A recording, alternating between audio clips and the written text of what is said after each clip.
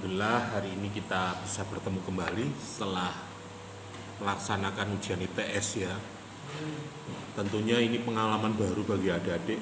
Mungkin di SMA kalau sudah ada e-learning mungkin nggak gitu gagap gitu ya. Tetapi kemarin banyak dinamika yang mungkin banyak masuk ke WA saya ya. Saya juga jawabnya dalam kondisi yang nggak stabil juga. Jadi akhirnya dengan terpaksa ada yang mengupload di Google Drive sama di e-learning. Ya, saya berharap memang semua ada di e-learning karena kebijakan dari perguruan tinggi kita melaksanakan ujian ini dengan cara e-learning itu. Jadi paling tidak ada jejak digitalnya, gitu ya. Itu yang penting. Tetapi dengan perkembangan teknologi, saya kira dengan model daring seperti itu, saya kira bukan hal yang sulit bagi Anda kalau sudah melek teknologi ya. Jadi jawabannya tinggal dipromkan ke AI, sudah ketemu jawabannya, ya tinggal ngupload sebagainya. Ya tidak apa-apa, sementing dalam ujian itu tidak hanya sekedar untuk formalitas saja, tetapi juga mengukur ya sejauh mana adik memahami selama setengah semester di mata kuliah Pancasila itu. Dan yang penting juga adik-adik bisa memahami juga tidak hanya memahami tetapi bisa mempraktikkan dalam kehidupan sehari-hari. Yang tentunya pelajaran yang kita pelajari itu belum tentu juga kita alami, kita hadapi di dalam situasi-situasi yang terdekat. Bisa juga ke depannya atau mungkin pada waktu-waktu tertentu Anda akan ingat apa yang sudah kita diskusikan di dalam mata kuliah ini. Ya, oke. Pada pertemuan pasca UTS ini pertemuan 9 ini, saya akan menyampaikan mungkin ada beberapa materi yang terselip sehingga hari ini juga harus saya sampaikan. Ya, jadi di materi 9 ini terkait dengan Pancasila sebagai pengembangan ilmu. Nah, kedepannya saya juga adik-adik juga akan bagaimana memahami tentang keilmuan di Pancasila dan keluarga. Nah, mungkin di pertemuan ke-10 saya akan membahas tentang perbedaan Pancasila dan kewarganegaraan atau mata kuliah dulu itu pendidikan keluarga Pancasila dan pendidikan kewarganegaraan. Ada kurikulum juga yang menjadikan satu. Ya, mata kuliah PPKN kalau dulu. Mungkin ada di sekolah dulu mungkin sudah ada mata pelajaran PPKN ya. Tetapi sekali lagi di perguruan tinggi ini kita dalam pengkayaan, memperdalam. Mungkin kalau di sekolah waktu itu hanya membaca, mengenal itu aja. Tetapi kalau sudah di perguruan tinggi adik-adik sudah dikatakan mahasiswa. Ya.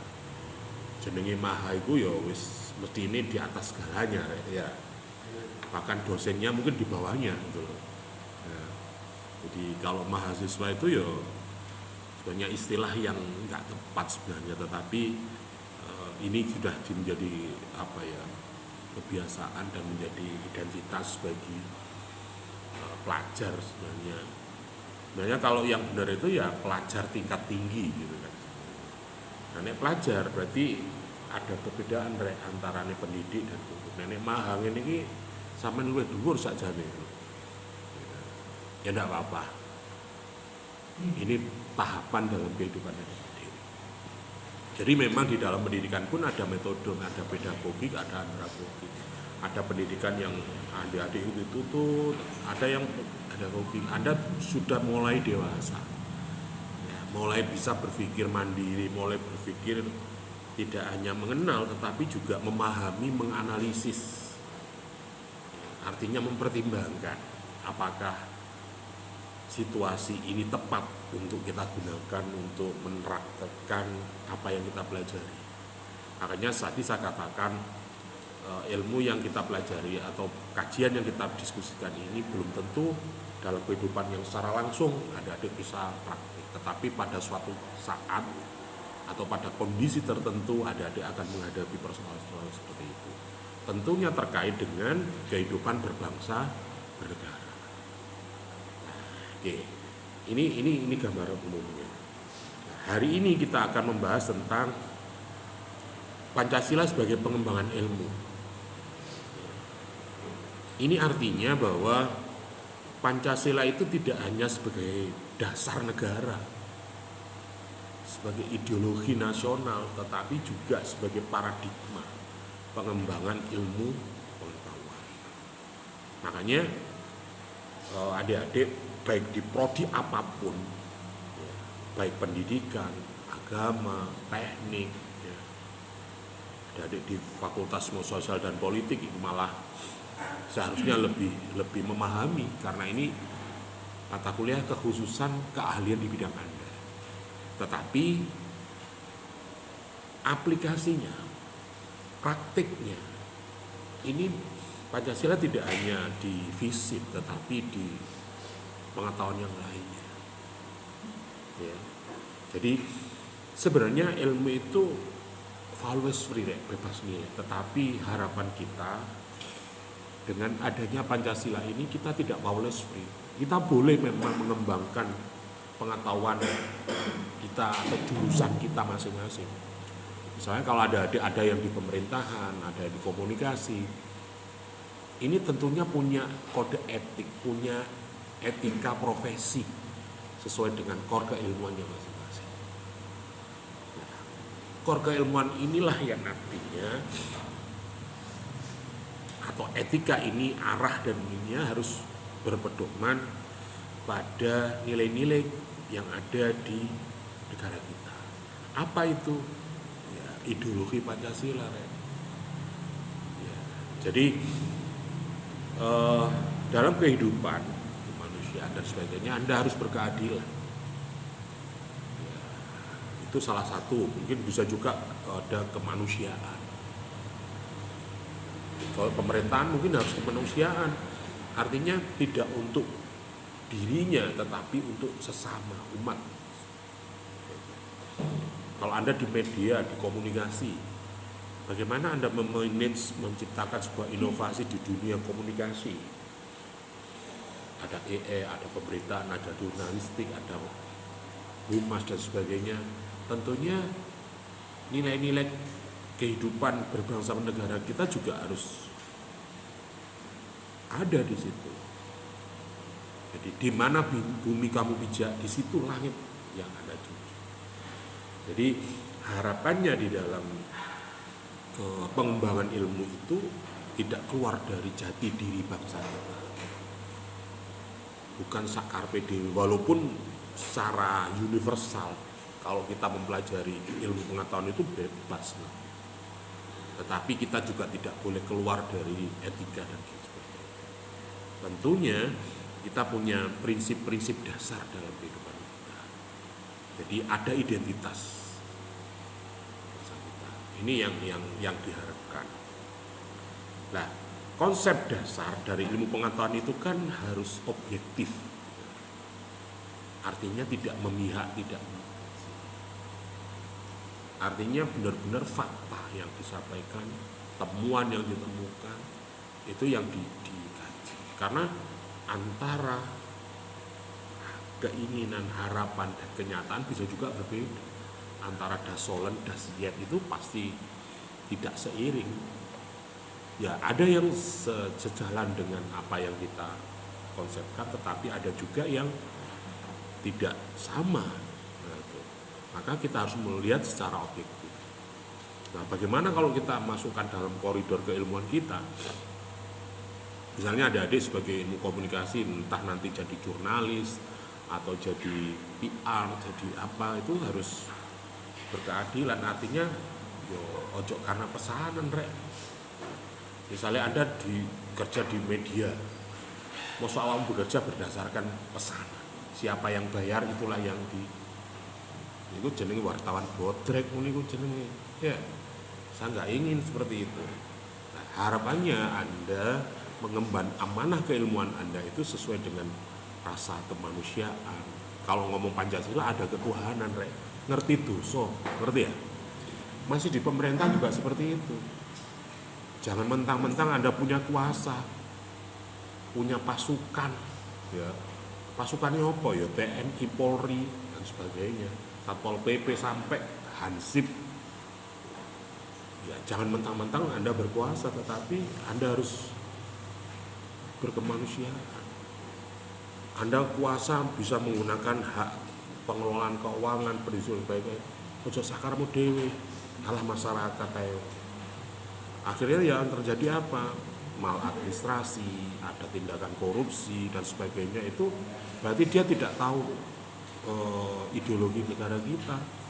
Nek awakmu mestine sudah ngerti berketuhanan beragama, sumpah jabatan dengan agama, dengan Tuhan, tentunya ada dan tiada manusia, ada yang mengawasi kehidupan kita, sehingga dalam menjalankan tugas keilmuan kita menjadi jalan yang benar.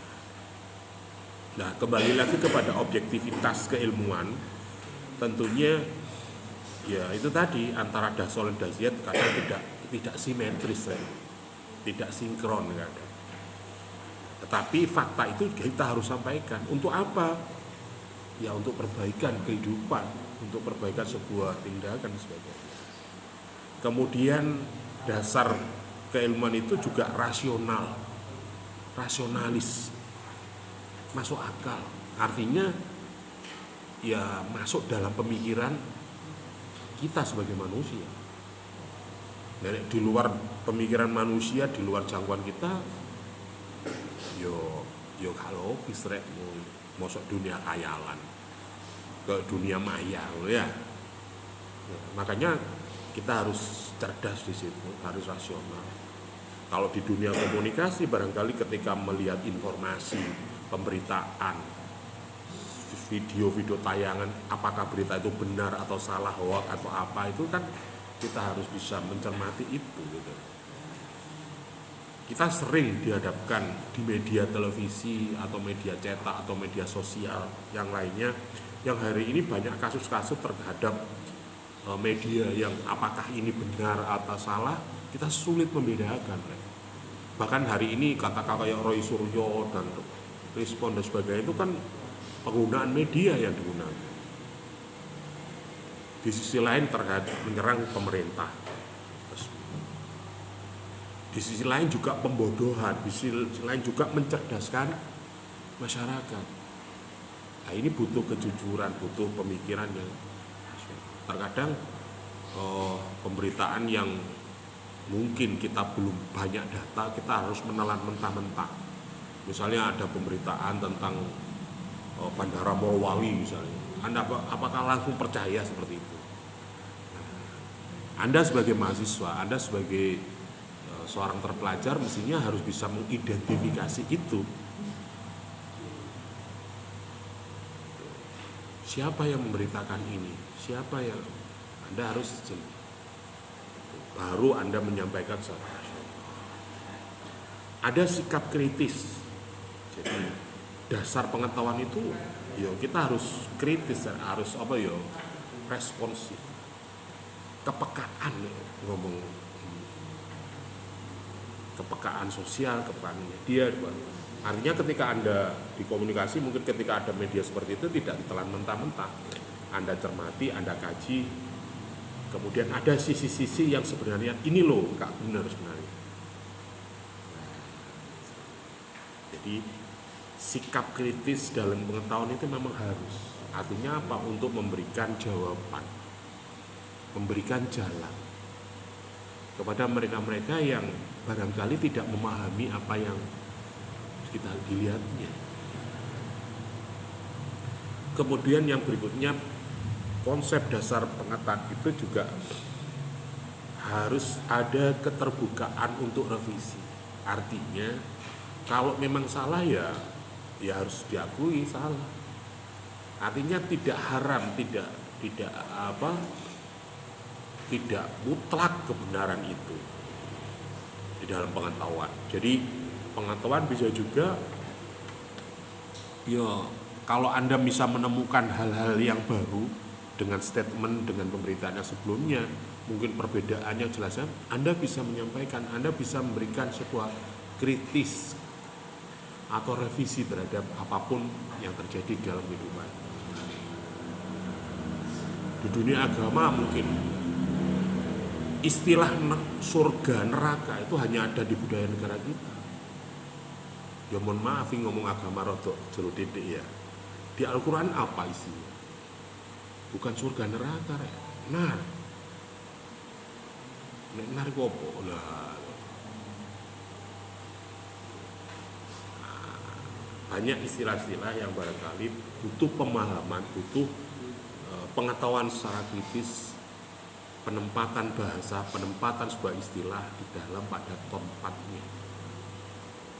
Jadi karena kebenaran itu hanyalah milik Tuhan, maka kita mungkin hanya sebatas mendekati sebuah.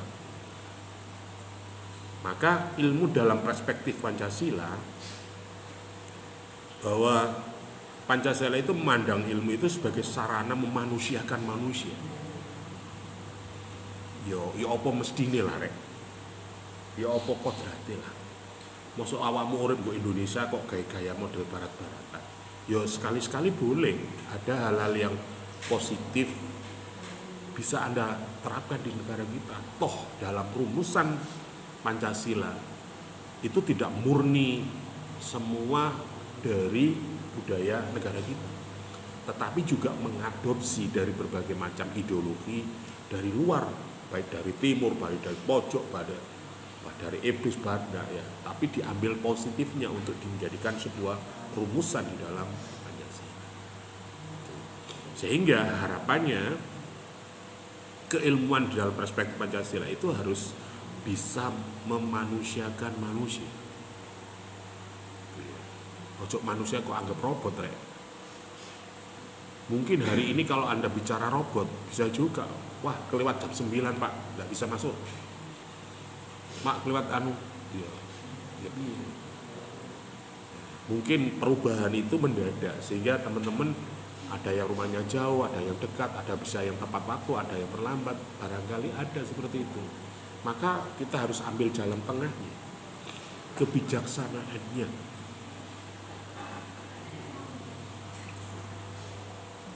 Ya terkadang memang ada kalanya yang kita harus saklek, harus sesuai dengan teknologi misalnya.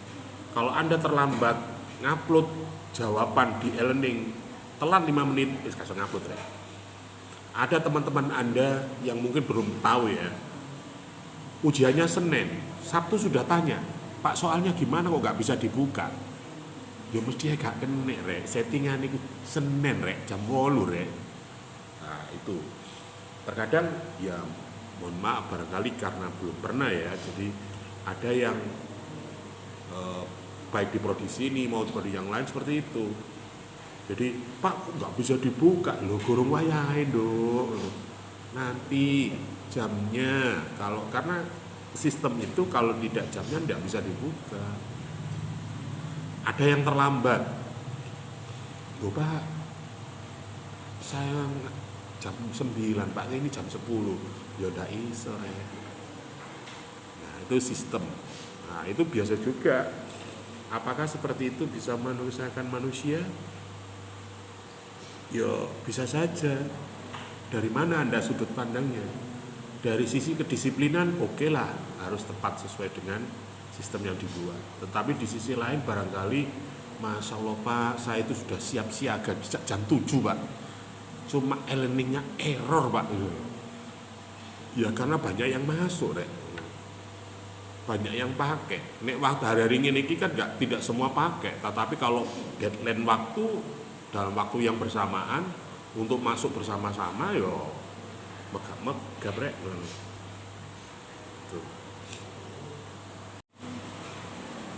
Kemudian perspektif kedua dalam bahwa Pancasila itu sebagai alat pembangunan nasional ya. Jadi diharapkan bahwa dengan prinsip dasar kehidupan bernegara kita, bahwa dalam mengembangkan ilmu pengetahuan kita itu adalah untuk diri kita, untuk negeri kita. Ya umumnya memang untuk umat itu bisa di Indonesia, bisa di Malaysia, bisa di Amerika dan sebagainya. Tetapi paling tidak minimal adalah untuk diri kita, keluarga kita, lingkungan kita, desa kita, negara kita. Ini yang menjadi prinsip, sehingga ada perubahan di dalam diri kita, keluarga kita, lingkungan kita, bahkan negara kita, bahkan dunia. Ini jadi paling tidak ada apa ya? Ada kekhasan. Misalnya bicara tentang kuliner misalnya, khas Indonesia. Jadi Indonesia itu apa sih? Indonesia khasnya itu di rempah-rempahnya Pak. Karena di berbagai macam dunia, rempah itu yang paling komplit itu hanya ada di Indonesia. Makanya Indonesia itu menjadi incaran bagi negara-negara luar sana untuk mengambil rempah-rempah yang ada di negara ini. Kene duwe lombok rek, kene duwe merica rek, kene duwe kompor rek dan sebagainya. Mungkin itu dibutuhkan di daerah yang cuacanya yang tepat ya. Mungkin kalau suasananya dingin ya butuh jahe dan sebagainya. Ini kan tersedia. Nah, kita saja sebagai manusia, sebagai warga negara Indonesia tidak menyadari itu, karena kita mungkin sudah dimanjakan Tuhan sebenarnya. Kita tuh hidup di suasana di negara yang tropis, 2 musim, 2 waktu, siang dan malam, itu jelas rek. Apalagi dunia makanan dan kuliner tadi wis jangkep yo kene. Apa sing gak ono wis. Kurma Pak, yo jare lu Arab saiki lho kene kurma yo setukul rek seurip ya. Kemudian prinsip yang ketiga adalah wadah meningkatkan kesejahteraan umum. Jadi dalam perspektif Pancasila pengembangan ilmu itu paling tidak memberikan manfaat, meningkatkan ekonomi kesejahteraan. Jadi misalnya Anda dari jurnalis, apa sih faedahnya, apa sih manfaatnya, apa sih manfaatnya Anda memberitakan sesuatu itu? Paling tidak, ya bagi orang-orang tertentu kadang ya risih rek. Tapi bagi orang-orang tertentu sangat penting sekali informasi itu. Walaupun sekarang pemikiran masyarakat, dunia maya dan sebagainya, mungkin yang lebih seneng itu ya yang bad news. Berita-berita sing rodok-rodok miring itu akeh sing nyenengi, sing apik-apik kadang. Jadi kita harus seimbang di situ. Ya, kalau di dunia pemerintahan ya apa awakmu bisa memberikan kebijakan, pelayanan, ilmu komunikasi sama pemerintah apakah nyambung? Pak? Ya nyambung rek. Kalau komunikasi Anda tidak baik, maka menimbulkan pelayanannya tidak baik. Ketika komunikasinya bagus, pasti akan menimbulkan pelayanannya bagus. Nah, misalnya ada tamu, tak ditakoni rek, kamu siapa? Nah duduk, kemudian rek. Tapi kalau Anda punya komunikasi yang bagus, Assalamualaikum Bapak, ada yang bisa bantu? Maksudnya wis ngomong ngono awak ngono kan enggak mungkin. Monggo Pak, ditunggu sebentar saja. Nah, itu pelayanan itu bagian dari pemerintahan. Penyampaian komunikasi ini bagian ini pemerintahan. Kemudian perspektif berikutnya adalah bagian dari tanggung jawab moral. Jadi adik-adik jangan dikira sederhana. Ketika adik-adik sudah dikatakan sebagai mahasiswa yang nanti juga menjadi sarjana, ya, iso iki sarjana meneh. Harus. Yang namanya sarjana artinya walaupun pengetahuan itu banyak sekali, tetapi adik-adik sebagai sarjana ilmu komunikasi, sarjana ilmu pemerintahan loh. Orang melihat secara administratif profil, loh, Pak Reza itu sarjana pemerintahan yo. Tak pikir sarjana ilmu pencopetan. Wah. Enggak ya. Oh, iya Pak, saya diajari pendidikan anti korupsi ya. Jadi nanti saya jabat ya ahli di bidang korupsi Pak. Ya. Jadi kita punya tanggung jawab moral terhadap keilmuan kita masing-masing. Dan Anda mau nggak mau akan menyandang ilmu pengetahuan yang Anda pelajari. Walaupun mungkin nanti bisa juga adik-adik menolak, iya Pak, aku bisa jalin komunikasi, tapi pekerjaanku gak jadi humas, gak jadi jurnalistik Pak, jadi guru Pak, jadi pengusaha Pak. Yo secara administrasi gelarnya nggak sama, tetapi ilmunya kan bisa masuk di dunia profesi apapun. Ngomong komunikasi kita coba awakmu gak iso komunikasi. Hahe lurut ya. Iya nek bayi, wis ngertine bahasane nangis tok ya. Mau pipis nangis, lapar nangis, seneng ya nangis, mosok ya ngono. Mosok gawe bahasa monyet ae. Ngene. Lah, gerak lah. Oke. Selanjutnya terkait dengan landasan dalam ilmu pengetahuan bahwa di dalam sila-sila Pancasila kita tentunya ada makna terselip di situ. Artinya bahwa misalnya terkait dengan ketuhanan yang Maha Esa, ilmu itu harus memperkuat moralitas, bukan untuk merusak manusia. Jadi ini sampai ahli pemberitaan, ahli media, ahli kereta, ya bukan kepentingan rek ojo rusak rek. Nek iso kan bisa memperkuat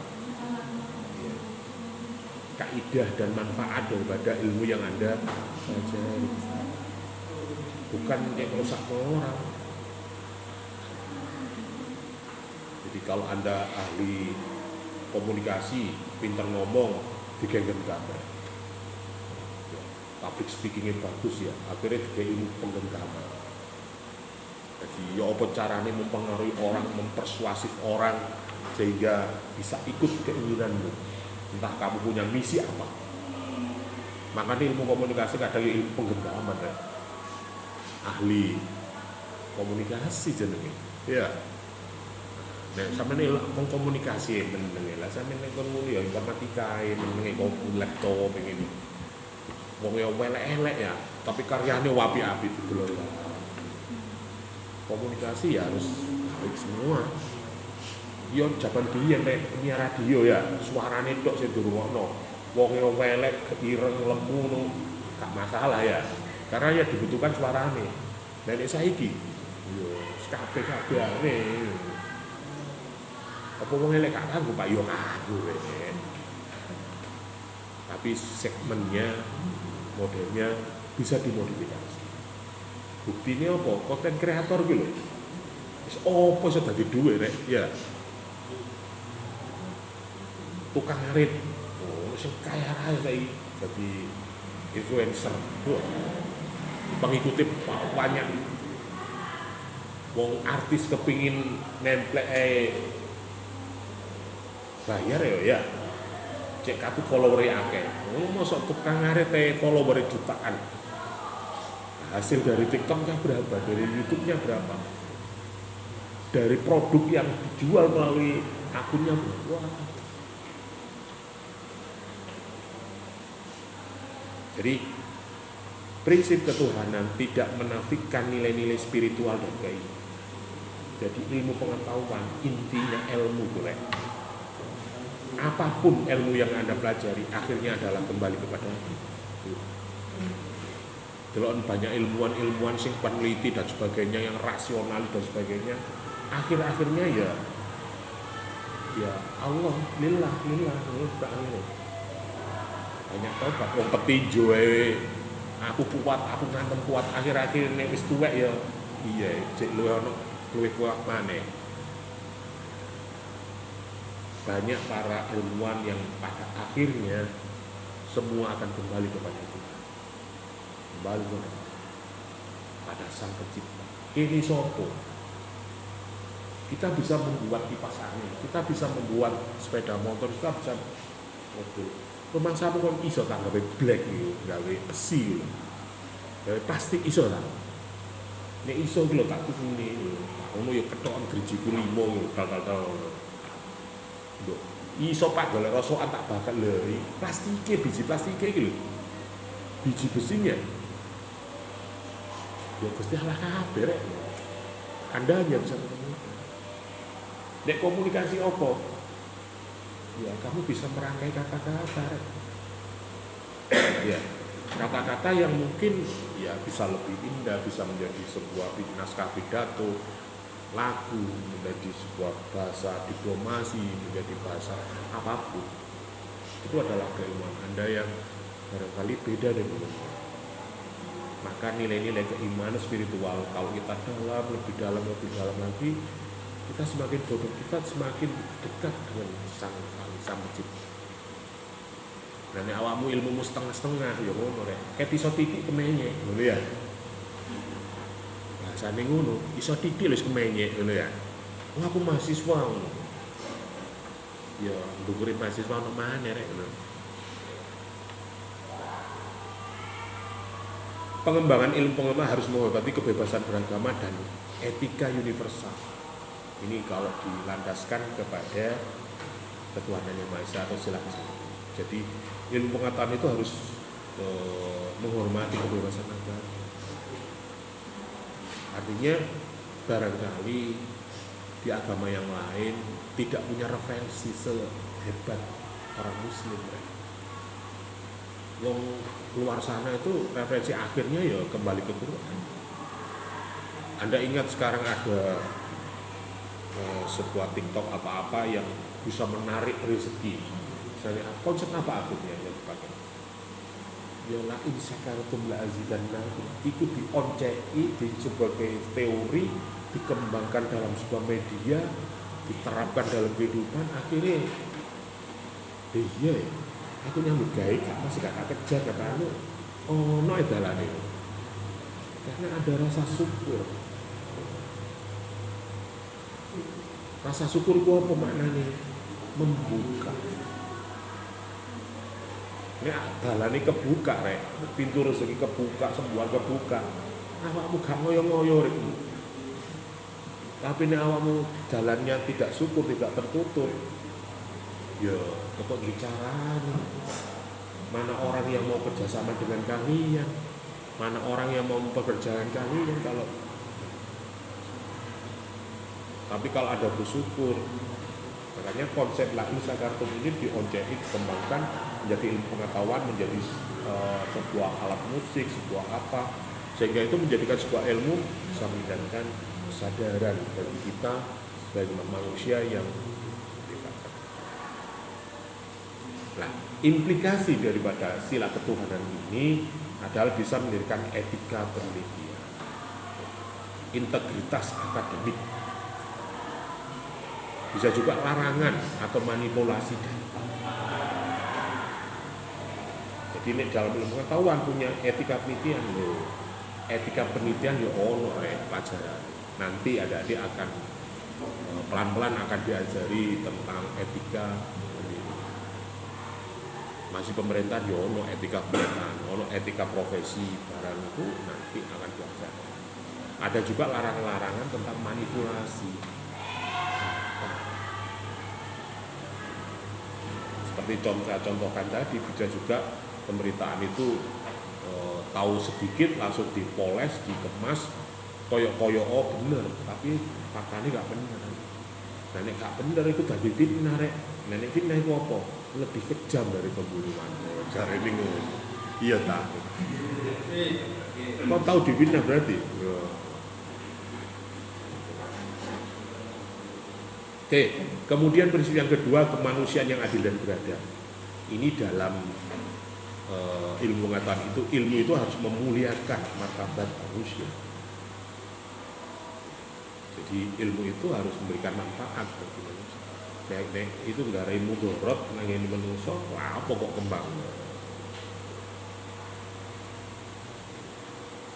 Artinya harus meningkatkan derajat dari, walaupun manusia itu kan semua akan, atau bisa juga mengembalikan manusia kepada fitrahnya, kesucian berpikir, kesucian hati, kesucian perilaku dan sebagainya.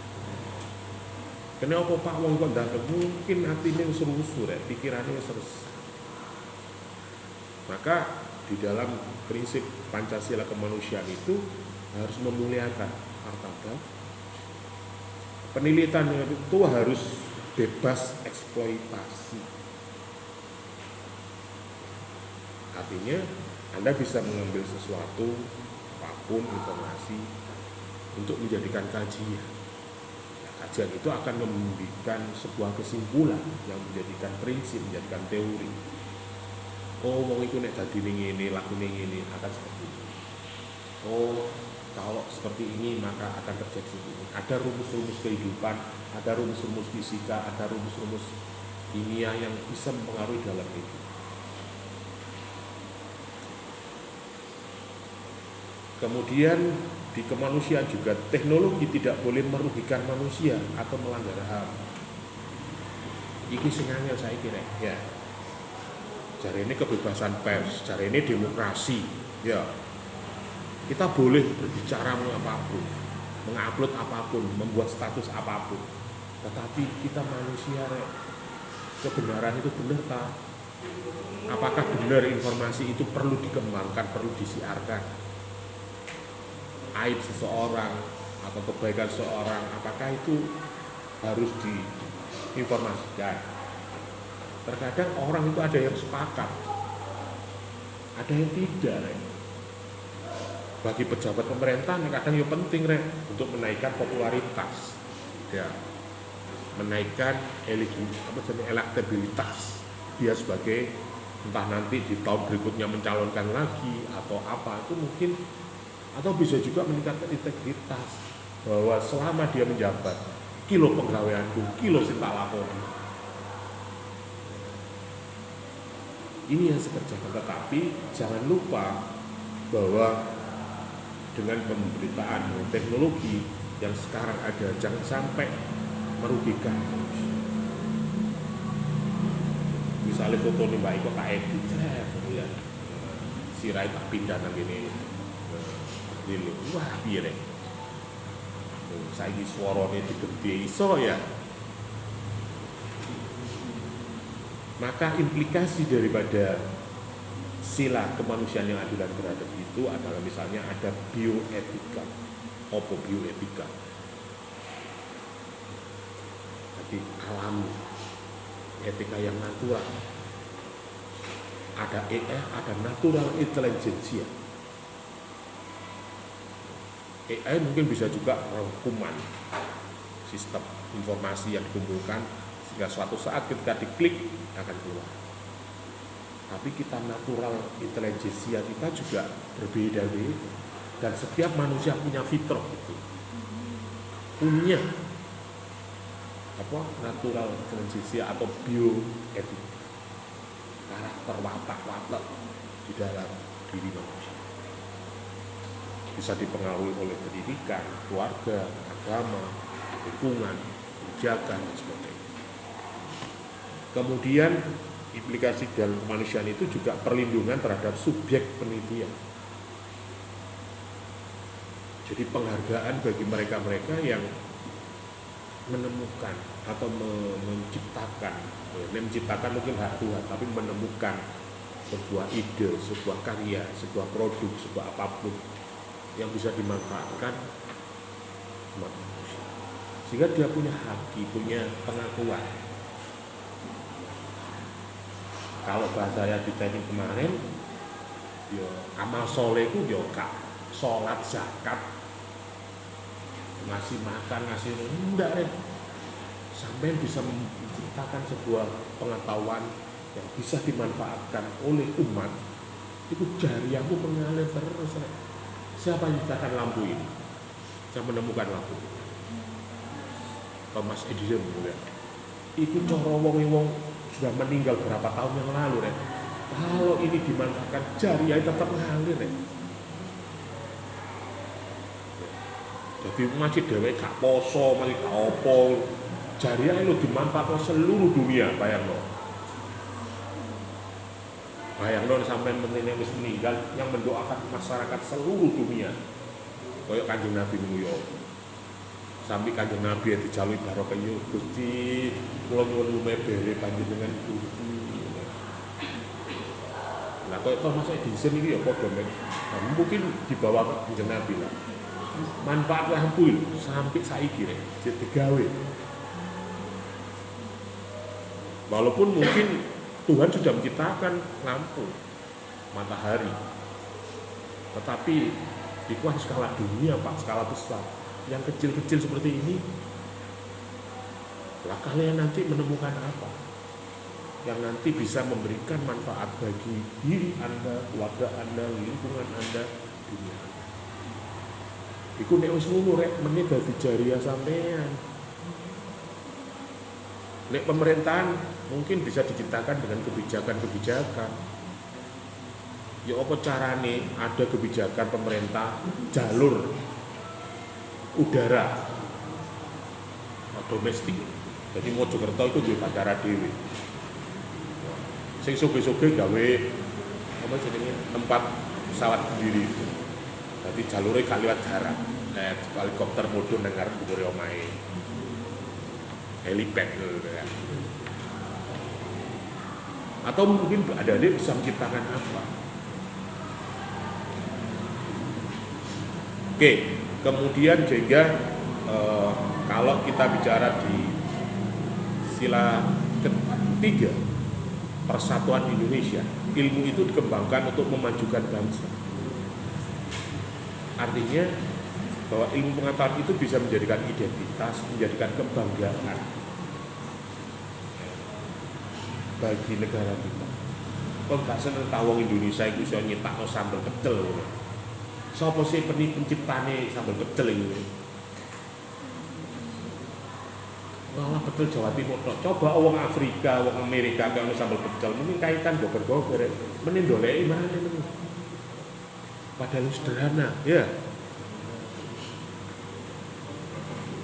Jadi untuk kemajuan sehingga mendorong riset kebutuhan nasional baik terkait dengan pangan, energi, tata kelola pemerintah desa atau kesehatan atau pendidikan itu bisa.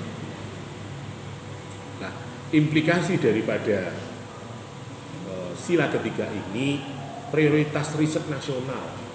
Jadi di Indonesia itu ada istilah RIN, Rencana Induk Riset Nasional. Jadi adik-adik nanti barangkali di semester berikutnya ada program-program penelitian yang didanai oleh negara. Nilai orang lumayan kita macam. Nilainya ada sekitar ada yang 25 juta, ada yang 50 juta, ada yang sampai 1 M. Ya, jadi ada inovasi, ada juga kemandirian bangsa. Tapi kok saiki bisa dunia otomotif Indonesia gede ini sugih ini kok gak iso nggih motor dhewe, gak iso mobil dhewe kan. Akhirnya kan bagaimana pemerintah membuat kebijakan, bagaimana mengeluarkan produk mobil nasional. Ya wis bolak-balik dijajal ya. Damane Pak Harto mungkin ada Bimantara, Cakra, mobil Timur kalo. Pernah tahu enggak ya? Tawamu gak urung tahu rek mobil Timur rek. Loh ya. Lahir mati karo ya. Itu Bimantara dulu. Itu mobilnya dari luar negeri cuma dijenengi kene ngono tok. Lah. Zamannya Jokowi ono mobil SMK, mbuh ya apa iki terusane ya. Iki zamane Prabowo pindah rek ya. Kemudian sila keempat, kerakyatannya dipimpin oleh kebijaksanaan. Jadi ilmu itu harus berfungsi untuk mendukung kebijakan publik yang rasional, yang berbasis bukti nyata. Nek sebagane kurikulum saiki, kementerian sekarang itu berdampak. Jadi awakmu itu misalnya belajar komunikasi, manfaatnya apa, nyatanya apa. Temen awakmu milih jurusan ini, yakinah Tuhan itu tidak mengabulkan keinginan sampean. Allah itu tidak akan mengabulkan keinginan sampean. Donga ya Allah ini gak ngurus aku.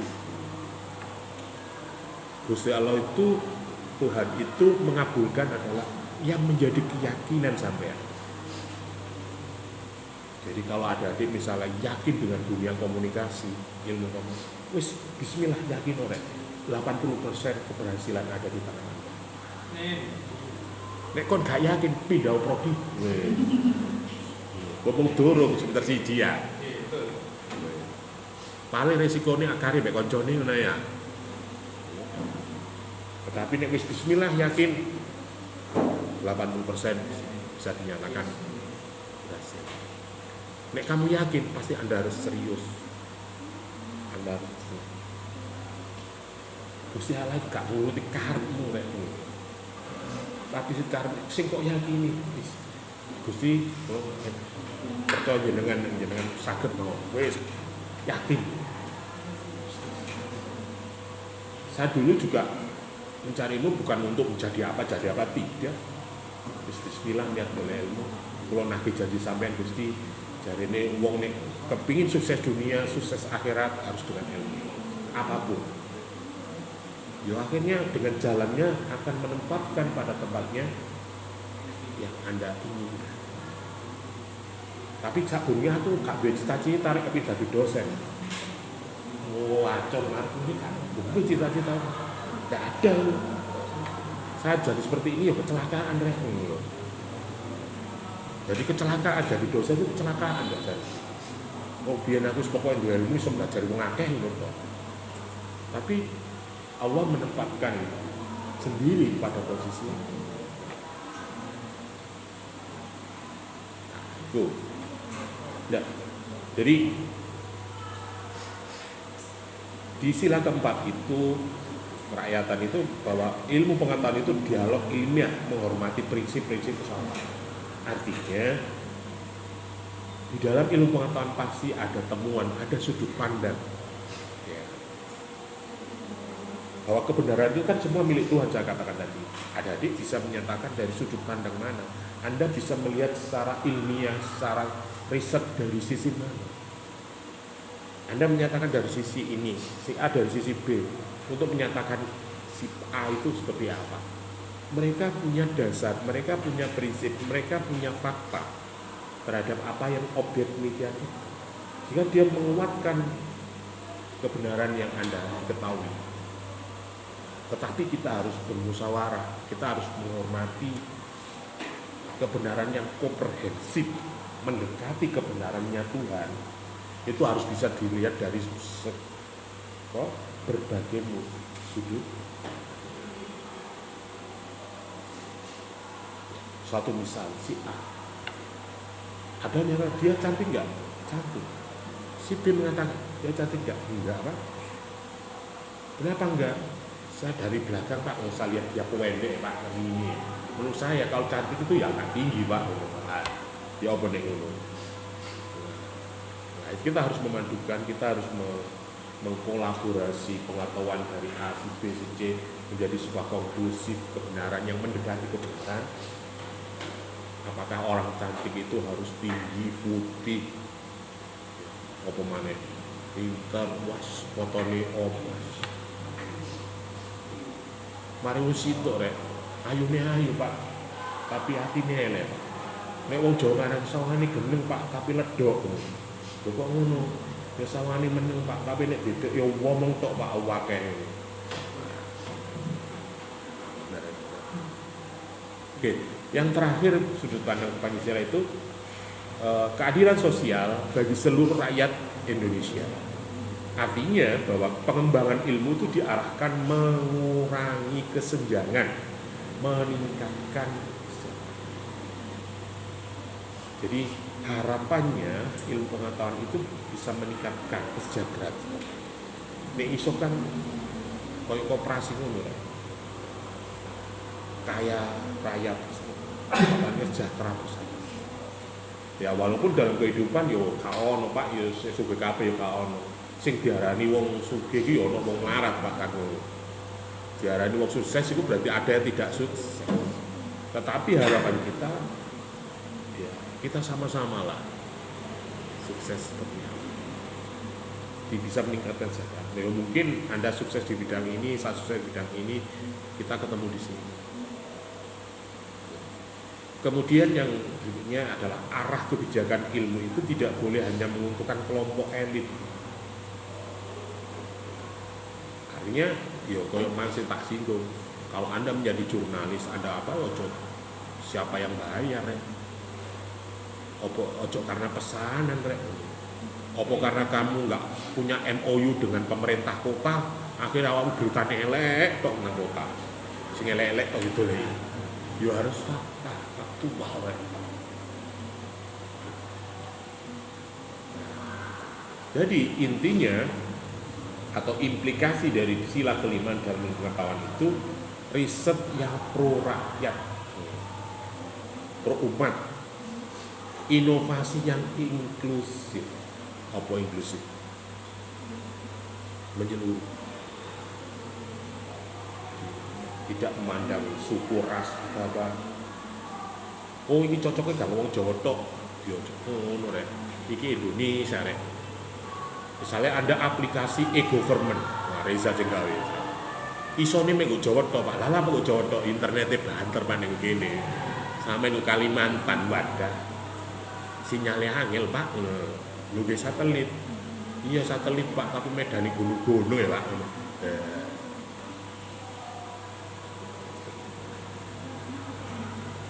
Oke, sampai di sini barangkali ada yang ditanyakan belum? Kan ngojo terkooptasi mbek doktrin urek. Ngono oleh berbeda dengan saya.